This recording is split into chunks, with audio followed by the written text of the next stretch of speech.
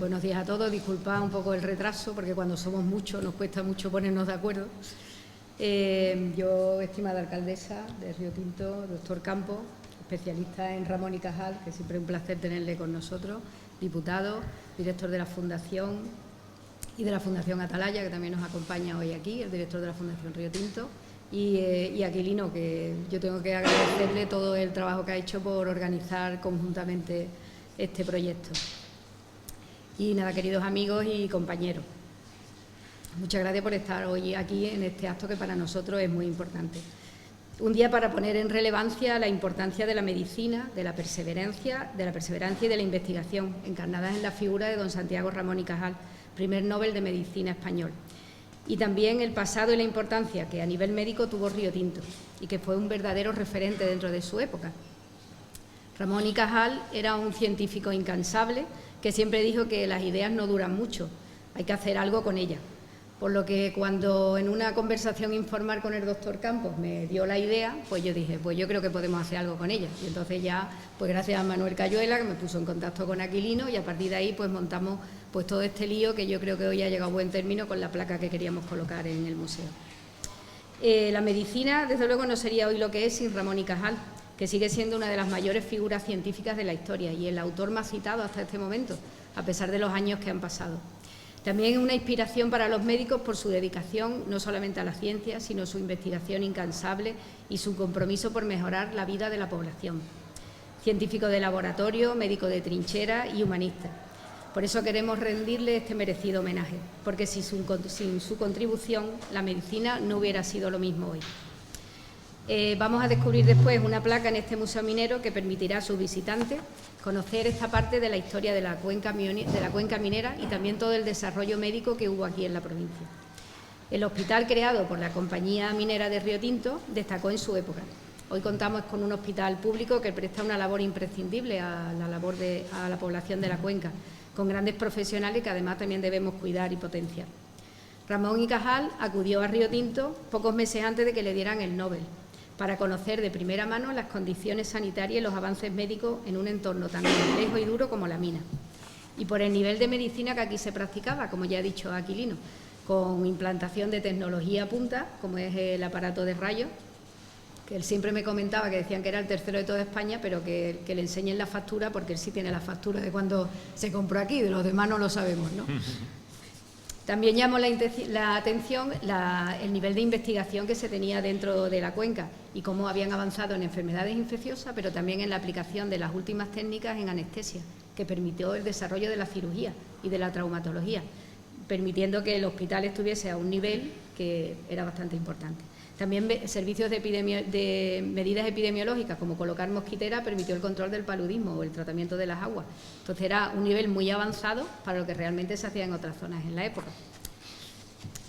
Por tanto, no es raro que Santiago Ramón y Cajal quisiera conocer de primera mano todo esto que se estaba desarrollando.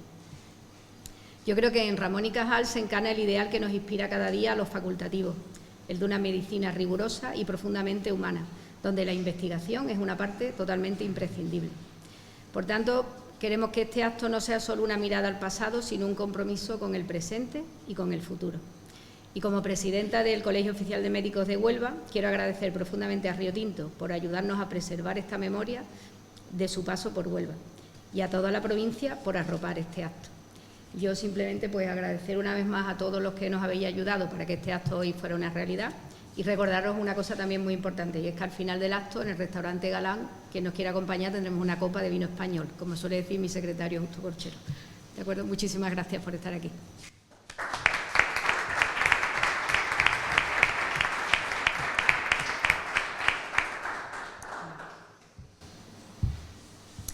Cedo la palabra ahora a Manuel Cayuela, diputado de Huelva.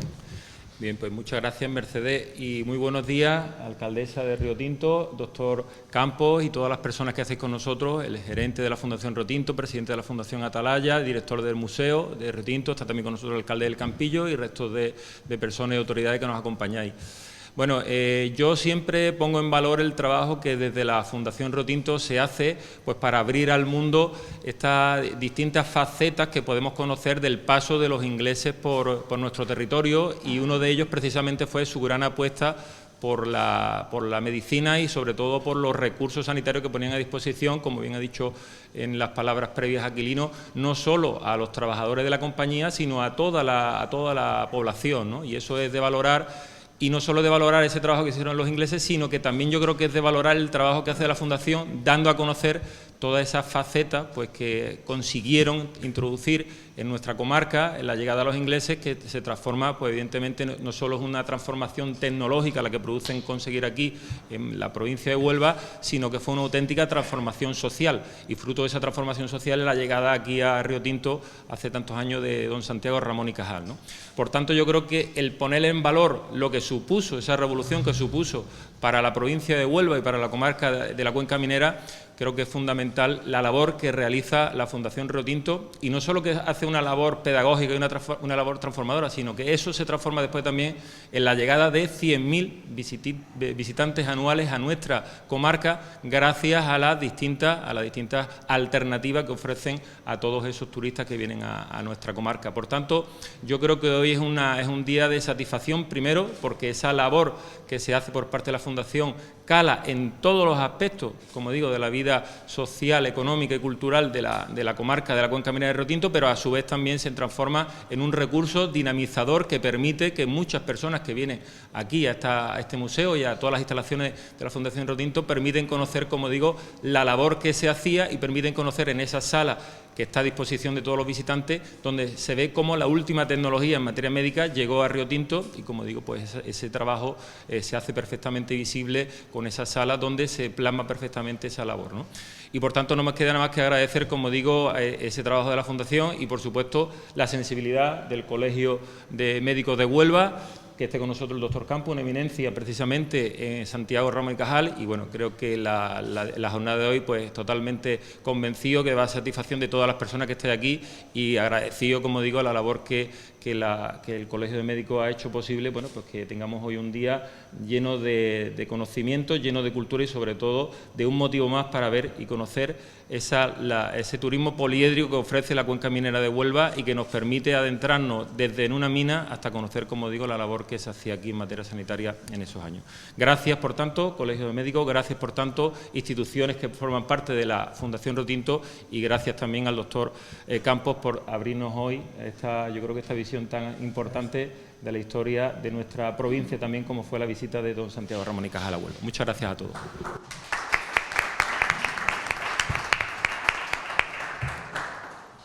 Tiene la palabra el doctor Antonio Campos, vicepresidente de la Real Academia de Médicos. Yo voy a hablar desde ahí fuera, yo tengo voz. Vale. Sí. A ver, esto.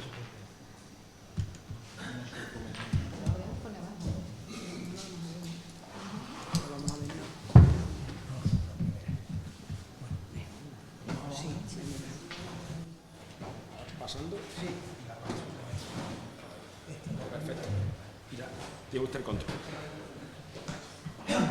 Y se ha quedado un momento.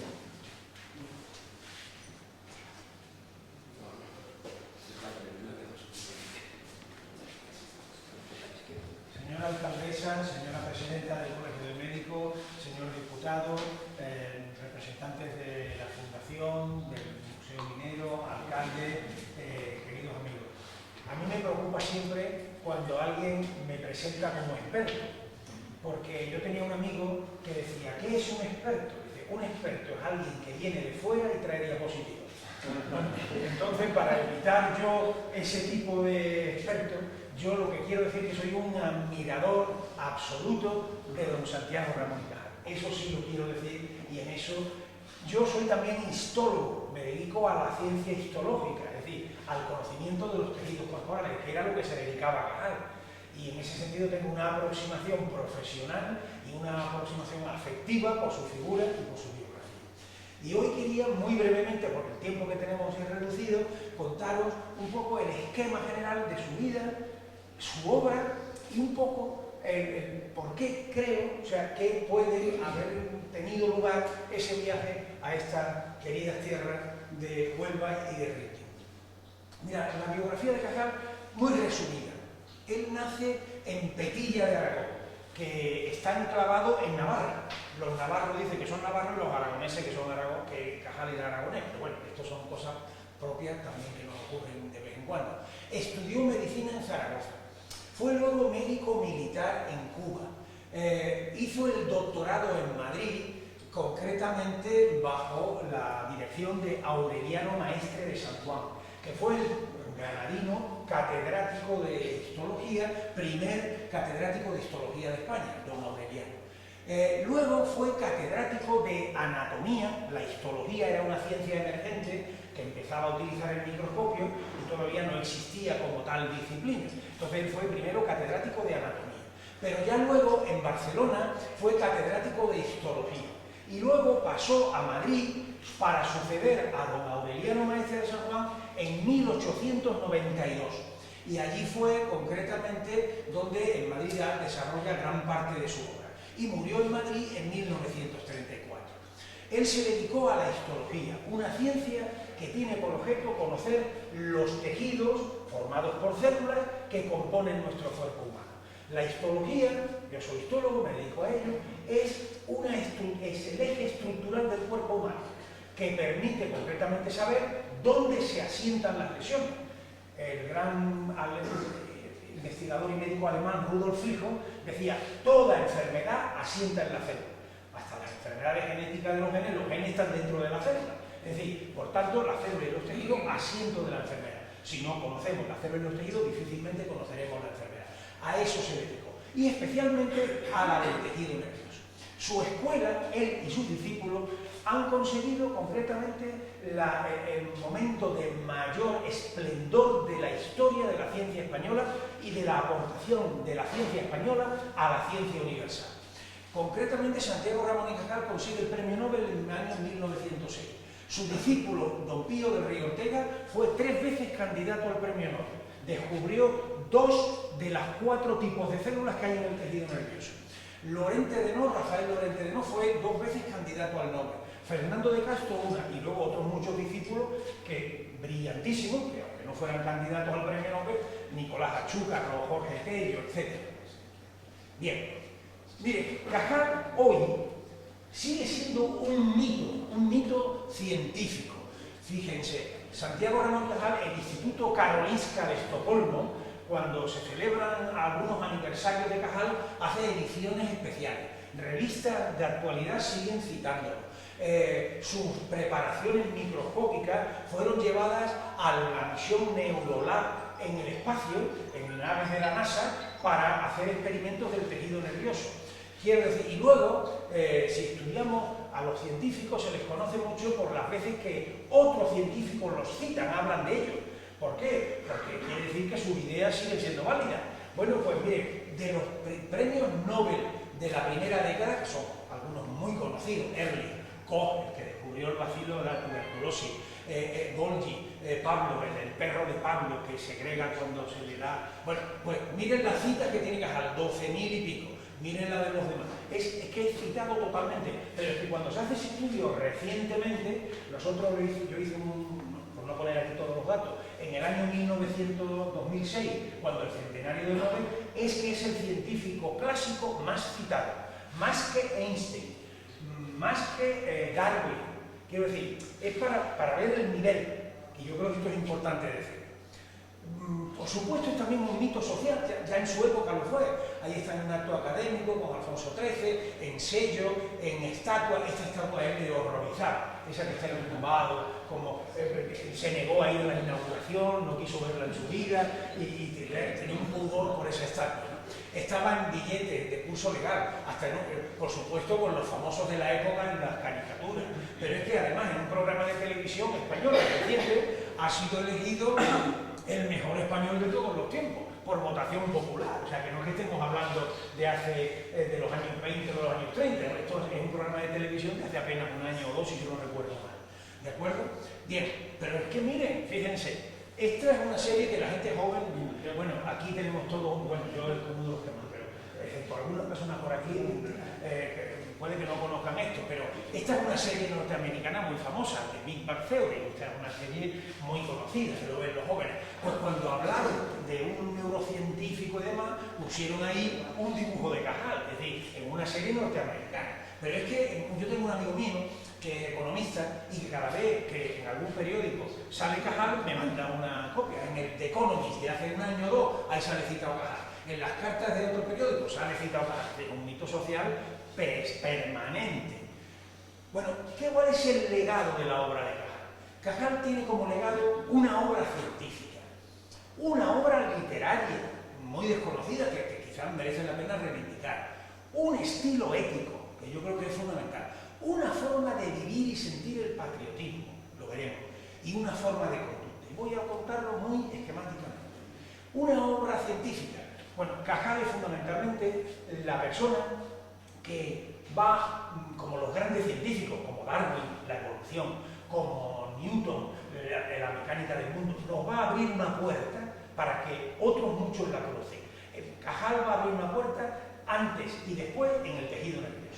Va a demostrar la individualidad de la célula nerviosa, que es la neurona. Hasta entonces se creía que era una red. Él demuestra que son células que se asocian, pero que son independientes. ¿De acuerdo? Bien. Luego vendría un argentino, de Roberti, que va a demostrarlo con microscopía electrónica. Bien, él hizo después, en el tejido nervioso, estableció los circuitos de neuronas que explican mayoritariamente nuestras funciones. Aquí tenemos un catedrático de fisiología que podría explicarlo mucho mejor que yo, pero él describió, y fíjense esas flechitas que pintaba al lado de esas conexiones, que era concretamente el sentido de lo que hoy llamamos impulso nervioso, entonces corriente nerviosa, ¿de acuerdo? Pues en la retina, en las vías motoras, en el tálamo, el cerebelo estableció los circuitos de neuronas. Les decía que esa obra, él la publicó en un libro que se llama Textura del sistema nervioso del hombre y los vertebrados. Ese es uno de su gran libro. La textura, es decir, la forma que tienen los tejidos de organizarse en el sistema nervioso. Ese libro es tan importante, ese libro es un libro histórico de la humanidad, que nos abre el tejido nervioso. Es tan importante como los principios matemáticos de Newton, que es fundamental para, bueno, que ingeniero, eso es evidente que no. Igual tan importante como el origen de las especies de Darwin. Y desde el punto de vista de la cultura, porque la ciencia es cultura. Decía Cajal, al carro de la cultura española le falta la rueda de la ciencia. Y es verdad, la ciencia es una rueda más del carro de la cultura. Pues bien, en la cultura española, ese libro, La textura del sistema nervioso del hombre, es tan importante como la Celestina o como el Quijote. Y hay que decirlo así. Afortunadamente, en nuestra tradición española tenemos libros que son paradigmáticos en la cultura literaria, en la cultura científica.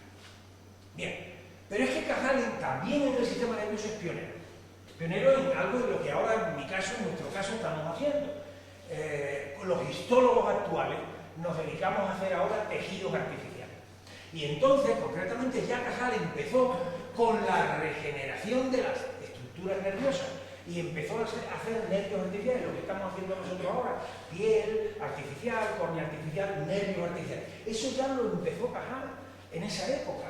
Y cuando habla la gente de las células madre, tuvieron su época de boom en un momento determinado, fíjense que ya Cajal las describe, no sé si esto señala aquí, bueno, Cajal las describe en ese dibujo ahí abajo, estas que están ahí con la letra C, que son las células, las describe él perfectamente. Es decir, estamos ante, por tanto, una aportación extraordinaria. Cajal tiene una obra literaria. Leer su libro Recuerdos de Infancia y Juventud, leer su libro El Mundo Visto a los 80 años, leer Charlas de Café. Bueno, podemos estar de acuerdo con algunas cosas que diga o no, pero evidentemente es algo que nos refleja, son unas memorias de infancia y juventud, recuerdo de mi vida, que merece la pena, evidentemente, que la gente joven actual lo pueda leer, ¿no? Precisamente la colección Biblioteca Castro, que recoge los clásicos españoles, Berceo, Garcilaso, Cervantes, Lope, Quevedo, etcétera, etcétera, ha incluido hace un par de años a Cajal entre los clásicos de la literatura española. Fíjense, Cajal fue elegido para la Real Academia de la Lengua en 1905, un año antes de venir aquí, y no tomó posesión nunca, porque nunca creyó que el discurso que él podía elaborar tuviera la calidad necesaria para ello. Fíjense qué tipo de personaje, ¿no? Bien, pero ¿qué estilo ético tiene Cajal? Estas tres cosas me parecen a mí fundamentales encontrarlas en él. La búsqueda continua de la verdad científica, la ejemplaridad social y la solidaridad con la ciencia y con los científicos. Eso se ve en su obra y en lo que él dice. Como yo no quiero hablar por mí, sino por lo que él decía, vamos a ver. Mirad, búsqueda perseverante de la verdad científica. Esas son frases de él. El dato histológico, es decir, lo que observa el microscopio, de primera mano y bien presentado, constituye algo fijo, absolutamente estable, contra lo cual ni el tiempo ni los hombres podrán nada. Esto parece un poco arrogante, pero es que él, antes de decir que una cosa era como él la describe finalmente, la había visto 1000 veces, en 1000 experimentos. Es decir, se había confirmado absolutamente que lo que iba... Que luego eso se podría interpretar de una forma o de otra, pero que lo que estaba viendo era así, eso no tenía ninguna duda. Soy adepto ferviente a la religión de los hechos. Es que es clave demostrar la verdad, en lo que está viendo. Esto es una frase extraordinaria. En la crítica hay que entregar a cambio del error una verdad. Se puede criticar mucho, pero entrega una propuesta, entrega una verdad. Esto creo que es fundamental. La nobleza del hombre de ciencia consiste en ser ministro del progreso y sacerdote de la verdad. Yo creo que son frases, tienen un lenguaje un poco decimonónico, pero tienen un fundamento que nos tiene que hacer pensar a todos los que la leemos, ¿no? Ejemplaridad. Esta frase para mí es extraordinaria. Columbro, hoy no utilizamos esa palabra, pero podemos verla. Veo a través de cada moneda recibida la faz curtida y sudorosa del campesino que en última instancia sufraga nuestros lujos académicos y científicos. Mire, todos los que recibimos dinero público, yo como investigador recibo fondos, todos los que utilizamos, tenemos que ver en la cara, en esa moneda, la cara de los que pagan los impuestos. Y eso es lo que nos está diciendo. Y eso es lo que hay que tener presente en el trabajo de cada uno. Cuando le dan el Nobel, el gobierno le quiere subir el salario. Y dice, bueno, hombre, si lo han reconocido por ello, renuncia a que le suban el salario. Él ha dicho que él lo que ha hecho, lo ha hecho con lo que lo tenía que hacer, porque era su obligación moral y personal y profesional. Le quieren dar un título de nobleza y dice que no. Y luego le quieren nombrar ministro de Instrucción Pública, está 1 o 2 días en el ministerio y dimite. Dice, no, voy a ser más útil a la patria trabajando en histología. Y me parece que son actitudes de ejemplaridad social que son muy importantes. Solidaridad con la ciencia y con los científicos. Mire, en el premio Nobel, esta es una foto en la estación de Atocha cuando va a Suecia a recibir el premio Nobel. Hay que ver lo que era cruzar Europa para llegar entonces hasta Estocolmo, ¿no? Bien, entonces, él allí resulta que Golgi, el que le dan el premio Nobel con él, habla pues, hacia sí, sobre sí y todo eso. Y él, sin embargo, dice lo que dice, los descubrimientos científicos constituyen una labor colectiva que con frecuencia es difícil atribuir el mérito a un sabio determinado. Algunos sabios han contribuido a sugerir, preparar y desarrollar varios puntos de mi modesto descubrimiento. Es decir, hay que ver que cuando estás en un laboratorio colabora mucha gente y tienes que ser consciente de ese trabajo también colectivo, independiente de que luego hay un liderazgo o hay una persona que lo dirige, lo mueve, pero hay que reconocerlo. Y luego otra solidaridad que la manifestó ya en los últimos años de su vida, en el año 34, pero ya había empezado el fascismo italiano, incluso el nazismo en Alemania, y entonces él hace una labor de solidaridad con los científicos. Él se trae a Madrid a Max Belchowski, un importante científico judío amenazado en la Alemania hitleriana. Él interviene con el embajador de España en Italia para que saquen por unas acusaciones falsas al histrólogo, al Giuseppe Levi de la Universidad de Turín. Es decir, esto es una preocupación también personal por las personas que trabajan en la ciencia como él lo hacía. Cajal tiene una forma muy singular y personal de vivir y de sentir el patriotismo. ¿Qué es el patriotismo? Porque, bueno, lo ha estudiado muy bien un investigador del Consejo Superior de Investigaciones Científicas, José Luis González de Quiró, que es un filósofo, y el patriotismo es un sentimiento, el sentimiento patriótico es un sentimiento que nutre de contenido nuestra relación con los demás por pertenecer a una comunidad que nos une de una u otra forma con nuestro destino. Nosotros concretamente formamos parte de una comunidad y compartimos con otras personas nuestro destino, nuestro pasado, y todo ese sentimiento es lo que se define. El patriotismo que ejerce Cajal lo denomina González de Quirós patriotismo de virtud y de ideal cívico, que es el verdaderamente bueno. Bien, ¿qué es lo que dice? Patriotismo como sentimiento de amor y de orgullo y a la vez de deber y de crítica. Sí, por ser yo español, tengo un deber con mi país, con mi sociedad y con mi comunidad. Por ser, tengo amor y orgullo a lo que esta comunidad ha ido haciendo en el curso del tiempo, en todo aquello que haya sido positivo, y por otra parte critico lo que no me parece para que sea positivo. Es que esto, vamos, a mí me parece de sentido común, pero hay que decirlo. Y la patria, la ciencia no tiene patria, pero los científicos sí. Tú trabajas con el dinero de una comunidad que te está pagando. Y luego, por otro, estas son dos cosas que cuando él era estudiante dice: sentíame avergonzado y dolorido al comprobar que los pocos libros publicados en España no traducidos carecían de originalidad y ofrecían descripciones servilmente copiadas de autores extranjeros. Es decir, tenía el amor propio de decir: es que aquí no se hace ciencia. Y entonces, cuando escribe su primer libro de historia, dice: escribí mi primer libro por el patriótico anhelo de que viera la luz en nuestro país un tratado que, en vez de concretarse en reflejar autores extranjeros, desarrollara la doctrina propia basada en investigación, amor, orgullo, deber y crítica. ¿Está claro? Bien. Pero esto es muy importante también. Patriotismo como compromiso ético con esa comunidad a la que tú perteneces. Jamás olvide, claro, él era histólogo y lo pone en un lenguaje microscópico. Dice: jamás olvide que tus talentos no valen sino por la sociedad y para la sociedad. Piensa que a pesar de tu aparente aislamiento eres una célula del organismo nacional. Es decir, nos compara con un tejido a nuestro país. Entonces cada uno de nosotros somos una célula. Y si la célula no funciona bien, pues no funciona bien un tejido. Pero si esto es muy de sentido común, pero es maravilloso. Ojalá enseñáramos estas cosas en la escuela. Esta es mi opinión. Bien, patriotismo como estímulo de superación.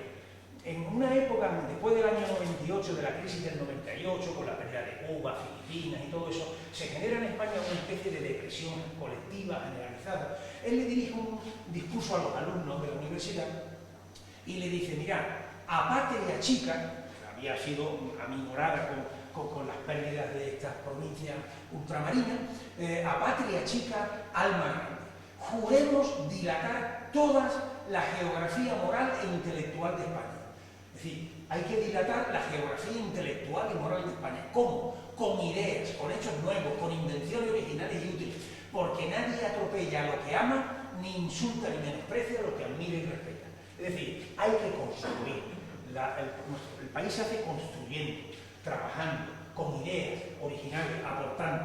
Esto me parece a mí que es una forma clara, evidente, de sentido común de entender el patriotismo y de ponerlo en práctica. Voluntad. Bueno, yo aquí le podría contar muchas anécdotas. Todo hombre puede ser, si se lo propone, el escultor de su propio cerebro. Y esta otra frase magistral de él, yo la he contado tantas veces, se lo digo tanto a los alumnos: no hay cuestiones agotadas, sino hombres agotados en las cuestiones. No, si esto ya está hecho, hombre, esto ya no se puede hacer. ¿Quién lo va a hacer? Vamos. No hay ninguna cuestión que está agotada, sino somos nosotros los que nos agotamos en ella. ¿De acuerdo? Él, ahí he puesto Berlín, un ejemplo, es porque él, cuando va al Congreso de Berlín a enseñarle sus hallazgos y nadie le hace caso, dice: como yo he venido aquí estaba entonces en Barcelona, desde Barcelona a Berlín a enseñarle estas preparaciones y nadie me las ve, no, aquí me las van a ver. Y agarra del brazo al más famoso de todos, que era Kolliker, el histólogo más importante de Europa entonces, y agarrado del brazo lo lleva a su microscopio y lo sienta hasta que una y otra vez de todas las preparaciones. Y Kolliker dice después: he descubierto Cajal. Bueno, ha descubierto, si no te llevan del brazo, pues que no lo descubre. Pero bueno, lo que quiero decir es que voluntad férrea. Luego, curiosidad, es uno de los pioneros de la fotografía española, en color y en todo tipo. Si lo hubiera patentado, tendría más éxito que Kodak. Bueno, cuando yo digo ahora lo de Kodak en algún sitio joven, la gente se queda mirando y dice: ¿qué es Kodak? No sabía qué es Kodak. Entonces hay que tener mucho cuidado con la edad. Cuando uno habla depende del público, porque ya nadie sabe lo que es Kodak. Pero bueno, yo aquí creo que me entiende lo que es todavía, afortunadamente. Pero bueno, bien, y terminamos. Viaje a Río Tinto. Bueno, yo he estado estos días, cuando me comentaron del Colegio de Médicos preguntándome ¿por qué iría Cajal a Río Tinto? O sea, en principio está en Madrid, tiene su... ¿por qué va a venir a Río Tinto? Bueno, yo creo que hay dos hechos que me parece que son fundamentales en Cajal que van a condicionar ese viaje a Río Tinto. El primero es uno que resulta un poco desconocido o que no ha sido demasiado valorado, o al menos yo no lo he podido encontrar. En el año 1990 empieza a funcionar en Madrid, primero en un sitio provisional en la calle Ferraz y luego un edificio que es ese que se hace en Moncloa, el Instituto Nacional de Higiene Alfonso XIII. Es una institución sanitaria que por primera vez en España la crea entonces la Dirección General de Sanidad, no había Ministerio de Sanidad, y crea esta institución ¿para qué? Pues para las epidemias, las vacunas, la prevención, los tratamientos, para la enseñanza sanitaria. La enseñanza sanitaria, la higiene, lo que son todas las cuestiones de tratamiento de las aguas, la epidemiología, la prevención, el desarrollo de vacunas, de suero, pero para toda España. El Instituto Nacional de Higiene Alfonso XIII. ¿Y qué es lo que hacen? Pues aunque Cajal es histólogo, nombran director de ese instituto a Santiago Ramón y Cajal, que empieza a dirigir ese instituto a principios de los años exactamente en 1990-91 es cuando empieza a poner en marcha ese instituto, que se va a dedicar a todo eso. ¿Por qué? Pues por su capacidad de gestión, por el gran prestigio que tiene y porque quería también, yo me imagino que el gobierno de entonces, darle prestigio a este nuevo instrumento sanitario que nos ha llevado hasta lo que hoy es el Instituto Carlos III. Es el heredero del Instituto de Higiene Alfonso XIII, ¿de acuerdo? Y que tiene y que luego se organiza ya en provincias, en la Dirección de Sanidad, etcétera, etcétera. Bien, eso está. Y por otro lado, desde que Cajal va por primera vez a Cambridge, que lo invitan en el año 94 para dar una lección, y conoce un poco el sistema educativo inglés, y luego va a la Universidad de Clark en Estados Unidos y ve cómo están funcionando los científicos a ese nivel, cómo se organizan, qué características tienen, pues él tiene realmente en la mente un modelo un poco más británico a la hora de organizar la reforma española en educación y en otras serie de cosas. De hecho, en su libro, lo he apuntado ahí, en su libro Los tónicos de la voluntad, reglas y consejos para la investigación científica, un libro que todo investigador debe leer, cita a Inglaterra 24 veces. Bueno, cita a otros países, Francia, Alemania, Italia, etcétera, ¿no? Pero cita a Inglaterra, o sea, él tenía una cierta fascinación, vamos a llamarlo así, o por lo menos interés, sus críticas también, al modelo británico. Y en uno de sus escritos dice, en ciencia debemos internacionalizar. Bien, viene a Río Tinto. ¿Por qué viene a Río Tinto? Bueno, yo creo que una de las razones que viene a Río Tinto es porque como director del Instituto Nacional de Higiene que se ocupa de todo eso, va a venir a un lugar que tiene de unas características especiales, por muchos sentidos. Mirad, tiene pues una región en la que el paludismo, la viruela, el cólera, la fiebre tifoidea en epidemia está presente, pero de forma muy singular, muy clara. Y entonces viene a un lugar donde existe un departamento médico, pero a la vez un servicio sanitario también. No es solamente un departamento asistencial, es un departamento que tiene esa vertiente sanitaria de la medicina que es la que tiene que ver los seres humanos en comunidad. Y por tanto tiene, de hecho, el departamento médico, en algunas de sus denominaciones que yo he podido ver en el excelente libro de Saldaña, pues habla de medicina y tiene incluso el director, los primeros directores tienen unas polémicas sobre si los sanitarios deben estar unidos al departamento médico o no, o si lo querían hacer personas que no fueran médicos. El departamento médico justifica que tiene que estar bajo la vigencia del propio departamento médico y por tanto llega a un lugar donde se hace una asistencia de patología laboral que desde luego difícilmente se hacía en otros lugares de España. Una asistencia de patología común y una asistencia, por tanto, higiénica, preventiva y sanitaria. Y eso se hace aquí. Pero además es que ahí hay, concretamente, una organización estructural perfectamente jerarquizada. Ahí están los hospitales de Minas, el hospital aquí, el principal, y luego un hospital en Huelva subsidiario. Hay unas unidades que le llaman los lazaretos, en distintos lugares, que eran a veces obras de madera, que luego fueron en otros casos no, donde se atendían, se llamaban concretamente hospitales de viruela para aislamiento o tratamiento en determinados tipos de epidemias, no solo las viruelas, pero permitía cosas. Luego están las casas de reposo y de asistencia también en puntos. Es decir, hay una organización. Y esta organización no existe en ningún otro lugar. Pero es que además hay también una organización de personal realmente que cuando uno lo va viendo se queda sorprendido. Un jefe del departamento médico, oficiales médicos ingleses, oficiales médicos españoles, oficiales médicos adjuntos, y todo ordenado, jerarquizado, perfectamente en un contexto para hacer este tipo de medicina. Y además enfermeras y enfermeros. Pero bueno, la primera enfermera creo que se llamaba Miss Blas, no lo recuerdo, en algún sitio lo he leído. Pero es que, ¿ustedes saben cuándo se crea en España la primera escuela de enfermeras? En 1895, en Madrid. La primera escuela de enfermeras. Y ya hay enfermeras antes. Aquí hay ya antes. Porque esta información es este es el primer esquema. Luego este esquema cambia un poco en otros momentos. Pero es que esto estamos hablando. La Miss Blas está aquí desde el año 1891. Es decir, ya hay enfermeras profesionales. Porque el que crea la escuela de enfermería es Federico Rubio, portuense y catedrático y académico en Madrid, y crea la primera escuela de enfermeras en la última década del siglo XIX. Y esas enfermeras, y él lo ha tomado el modelo británico, Federico Rubio, también en Inglaterra. Bueno, ya estaban aquí enfermeras de Inglaterra antes de que se fundara la primera escuela de enfermería. Es decir, señores, es que tenemos que verlo con la perspectiva del tiempo, que estamos en el Río Tinto de finales del siglo XIX, principios del XX, con este esquema de sanidad organizado, jerarquizado, con este grupo de profesionales, ahora hablaré de ello, y luego además con un equipamiento de última con rayos X, con protocolos de antisepsia, etc. Vamos, es fascinante. Entre el equipo médico, bueno, como hay algunos, hay muchos, los Mackey, McDonald, García López, Ross. Es que estos señores, además, en el tratamiento de estas patologías, el paludismo, la viruela, el cólera, la fiebre, etc., además, es que hacen publicaciones.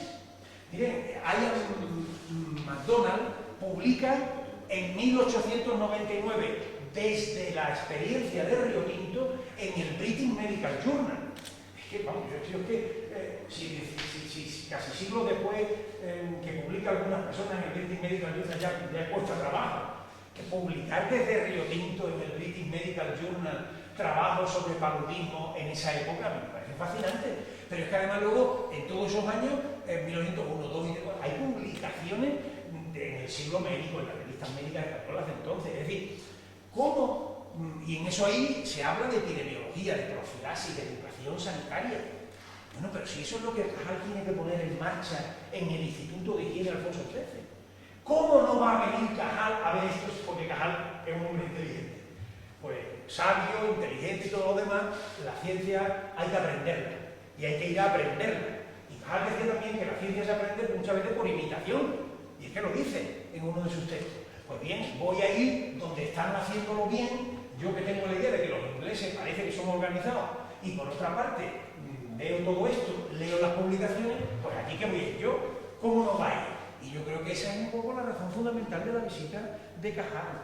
O sea, Cajal viene aquí a aprender.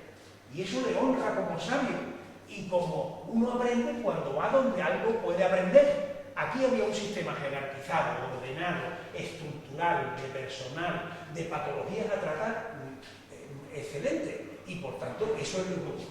Bueno, y luego ayer, esto lo he añadido esta noche a las 0:40, como vemos. Y bien, ¿por qué?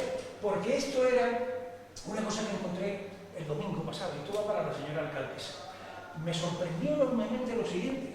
Leyendo un libro sobre el Instituto de Higiene de Alfonso XIII, para yo entenderlo un poco más, me encuentro con esto. Dice que don Ángel Pulido, que por cierto era también académico de Madrid, pues cuenta las palabras que dice Rico Abellón. Y yo, como no tenía el texto de Rico Abellón, no he querido leer las palabras. Dice: consigue que el ministro de Agricultura Hacienda la cesión de unos terrenos, bueno, para hacer el nuevo edificio de Módulo. Y dice sobre todo, e inicia una suscripción que alcanza muy pronto 20.000 pesetas. Esto es para el Instituto de Higiene Alfonso XIII, con donativos de Su Majestad el Rey, el profesor Ramón y Cajal, Ferrocarriles del Mediodía y los ayuntamientos de Figueres y de Río Tinto. Y digo yo, el ayuntamiento de Río Tinto financia el Instituto de Higiene Alfonso XIII en 1901. Bueno, yo no sé, eso hay que buscarlo en los archivos, señora alcaldesa, porque eso es un hito extraordinario. Es decir, hay dos ayuntamientos de España, uno en Cataluña en la punta y otro en la otra punta. Me parece fascinante. ¿Y por qué? ¿Qué no hacen todos los demás? ¿Qué hace Sevilla? ¿Qué hace Granada? ¿Qué hace Valladolid? ¿Qué hacen los demás? Y resulta que lo que financia, y dice al final, y con todas esas, y dice aquí, bueno, aparte de eso, otras personas más, el señor Bauer, Urquijo, Armó, dice, he aquí, fíjense la frase, los beneméritos mecenas que estimaron era el momento y permitieron que el Instituto de Higiene empezara a trabajar con 23.000 pesetas anuales de consumación. Es decir, entre los beneméritos mecenas del Instituto Nacional de Higiene de España está el Ayuntamiento de Río Tinto. Yo me quedé absolutamente, no tengo noticia de esto en absoluto. Pero como vais, la señora alcaldesa se lo dije a la no sé si decirlo, pero ya que está la señora alcaldesa, yo se lo digo, pero vamos, tiene que buscar los archivos de 1901 y ponerlo en un marco y decir, fuimos donantes de la salud pública española, eso no es otra placa. Bueno, entonces, con esto termino, mirad, termino ya, esto es lo último. Mira, el presidente John Kennedy, en un discurso que dio, dijo esta frase que a mí siempre me ha parecido impactante. Dice, una nación muestra su calidad no solo por los hombres que produce, sino por los hombres a los que rinde homenaje y a los que recuerda. Lo importante no es haber producido a caja, sino es que le den valor a ese gran hombre hoy, ya 100 años después, mucho tiempo después, que sigamos rindiéndole homenaje, rescatando sus valores y tratando de proyectarlo a las nuevas generaciones. Eso es lo que tenemos que hacer. Y con esto termino. Decía que fue ministro de Asuntos Exteriores y académico de la lengua,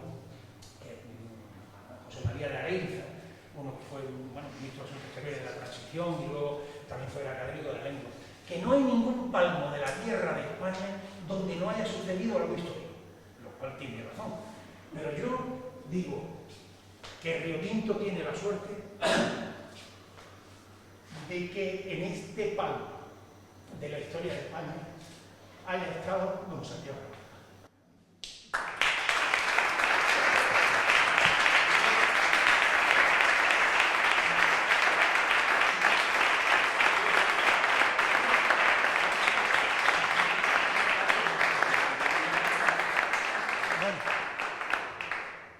Fantástica exposición como siempre nos revuelve muchas cosas, ¿no? Y deja con muchas ideas para el futuro. Y ahora tenemos la palabra para que se pase la alcaldesa de Río. Bueno, pues nada, autoridades presentes, compañero de Diputación Manolo, alcalde, presidenta del Colegio de Médicos y bueno, don Antonio, que nos ha dado usted una clase magistral. Gracias también a nuestra fundación, tanto a la Fundación Río Tinto como a la Fundación Atalaya, pues por siempre acoger este tipo de actos y de eventos y de homenajes que, bueno, que al final refuerzan un poco más el sentido pues, cultural y histórico de nuestro pueblo. Bueno, pues para mí es un honor estar aquí y, bueno, para cerrar este acto. Y bueno, hoy en esta tierra roja, ¿no? Que al final no dejamos de ver cómo encierra siglos de historia minera, de humana, donde la curiosidad, la investigación y el esfuerzo al final son el carácter intrínseco de nuestro pueblo y de los habitantes de Minas de Río Tinto. Hemos recordado a un hombre cuya pasión por la ciencia cambió para siempre la manera que entendemos de esta, ¿no? Bueno, quiero agradecer a don Antonio Campos pues esta clase magistral que nos ha dado, porque había muchas curiosidades que al final nos han llamado mucho la atención. Y además, bueno, hablamos de una época donde en realidad nuestro país luchaba por abrirse un poco al progreso, ¿no? Y vemos como este hombre, como Ramón y Cajal, pues demostró que desde la constancia y la pasión, como hemos visto, por la verdad científica, pues se podría llegar a lo más alto, ¿no? Y es verdad que es muy importante el recalcar, o lo que yo saco de esa presentación es cuando hablaba de patriotismo, ¿no? Y es verdad que el legado de Ramón y Cajal no solo pertenece a los españoles, sino que ya pertenece a toda la humanidad, ¿no? al mundo entero. Y es importante porque siempre recalcamos los que vienen de fuera, pero al final ese sentido patriótico de, como hablaba, de la ciencia y de las personas de nuestro país que hicieron tanto por ella, ¿no? Quiero agradecer pues, profundamente la presencia de todos los que nos acompañáis, el ímpetu del Colegio Oficial de Médicos, por supuesto, por impulsar este tipo de iniciativas y reconocimientos. Bueno, y como decía, pues también siempre a la Fundación Río Tinto por fomentar esa cultura y ese carácter de nuestro municipio. También, porque no, creo que es momento también de darle las gracias a las instituciones educativas, a los profesionales sanitarios, a los representantes del mundo cultural y a todas las personas que, como Cajal, pues creéis, ¿no? en el conocimiento como motor de la transformación. Y permitirme, bueno, pues que le dedique unas palabras a nuestro hospital de Río Tinto, que es el lugar ahora mismo, porque es que todos tenemos ese cariño a nuestro hospital comarcal, que además pues nace de aquí, ¿no? de donde estamos. Y bueno, y a la sanidad pública, que al final en estos actos es donde tenemos que pues, reivindicar que es uno de los pilares más valiosos de nuestro estado del bienestar, y que bueno, en tiempos en los que nos enfrentamos a desafíos, ¿no? Pues no debemos olvidar que una sociedad justa se mide principalmente pues por cómo se cuida a los que más lo necesitan, y creo que hay un nombre propio, que es sanidad pública y universal, que es un derecho para todos nosotros. Defenderla, no honrarla como estamos haciendo aquí, es en definitiva pues defender la igualdad, la dignidad, el futuro de nuestro país, y por supuesto en homenajes como este pues dedicados a estos grandes referentes de la medicina como Santiago, Ramón y Cajal, cobra un más sentido reafirmar pues nuestro compromiso y nuestro respeto, por supuesto, hacia ella. Así que nada, que este acto sirva para inspirarnos. Yo voy a leerme algunos de los libros de Ramón y Cajal, que no he tenido el placer de leerlo, que su figura nos recuerde al final que el saber no tiene frontera, y que el compromiso pues, con la ciencia, con la verdad y con el progreso pues debe guiarnos siempre al final en nuestro punto de mira, ¿no? Así que muchas gracias a todos y un placer acompañarnos a este acto.